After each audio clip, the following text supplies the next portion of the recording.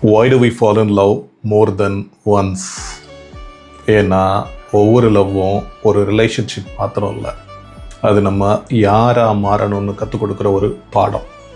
First love இன்னசென்ஸை கற்றுக் கொடுக்கும். இது அட்டாச்மெண்ட் வித்தவுட் அவேர்னஸ்னு கூட சொல்லலாம். இந்த லவ் ரொம்ப அழகாக இருக்கும், ஆனால் அவேர்னஸ் இருக்காது. இது எப்போவுமே இப்படியே தான் இருக்கும்னு நம்புவோம், ஆனால் லைஃப் எல்லாமே மாறும், எதுவும் பெர்மனெண்ட் இல்லைன்னு நமக்கு புரிய வைக்கும். செகண்ட் லவ் சஃபரிங்கை கற்றுக் கொடுக்கும். இந்த லவ் நம்மளை ஒட்டைக்கும். பெயின், ஈகோ, எக்ஸ்பெக்டேஷன்ஸ், நம்ம எங்கே நம்மையே இழந்தோம்னு கரெக்டாக நமக்கு காட்டும். ஆனால் இந்த வழியிலேருந்து தான் அவேர்னஸ் பிறக்கும். தேர்ட் லவ் அக்செப்டன்ஸை கற்றுக் கொடுக்கும். இல்யூஷன்ஸை விட்டு வெளியில் வரும்போது தான் இந்த லவ் வரும்.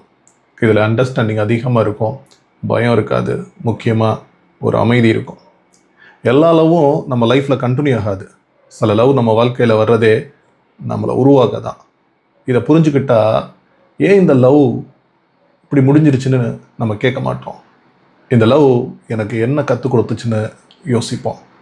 அந்த மொமெண்ட்டில் தான் love becomes a lesson, lesson becomes awareness, awareness becomes the wisdom. இப்போ புரிஞ்சிருக்கும்னு நினைக்கிறேன்.